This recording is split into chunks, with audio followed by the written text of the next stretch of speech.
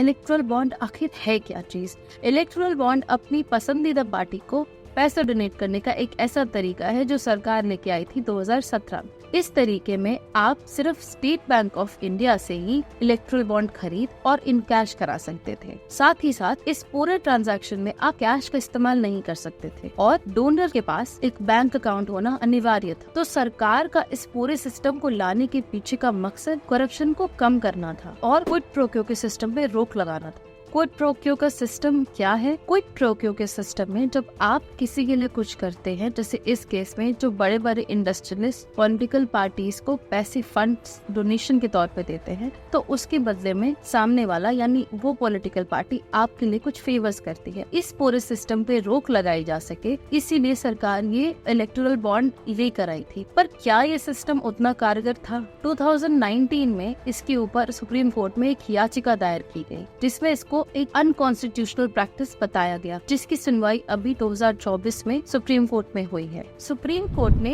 फरवरी 2024 में इस केस पे अपना फाइनल वर्डिक्ट दिया और अपने ऑब्जर्वेशन में इस इलेक्टोरल बॉन्ड को अनकॉन्स्टिट्यूशनल बताया, क्योंकि ये डेमोक्रेसी में ट्रांसपेरेंसी के स्पिरिट को हिट करता है। हालांकि इलेक्टोरल बॉन्ड पे किसी का नाम नहीं होता और ये एक तरीके से गोपनीय होता है, बट सुप्रीम कोर्ट ने ये पाया कि ऐसे बहुत सारे तरीके हैं जिनसे जो डोनर्स हैं वो किसी पॉलिटिकल पार्टी को ये बता और जता सकते हैं कि ये पर्टिकुलर पैसे उन्होंने दिए। तो इस पूरे केस में जिसने पैसे दिए उसको भी पता है कि उसने किसको पैसे दिए और जिसने पैसे लिए उसको भी पता है कि पैसे कहाँ से आए। इस पूरे अफेयर में किसी को अगर कुछ नहीं पता है तो वो है हमारी आम जनता। इसी चीज को ध्यान में रखते हुए सुप्रीम कोर्ट ने स्टेट बैंक ऑफ इंडिया को ये आदेश दिया कि वो इसका डेटा जारी करे। अगर आपको ये कंटेंट अच्छा लगा तो please like, share and subscribe.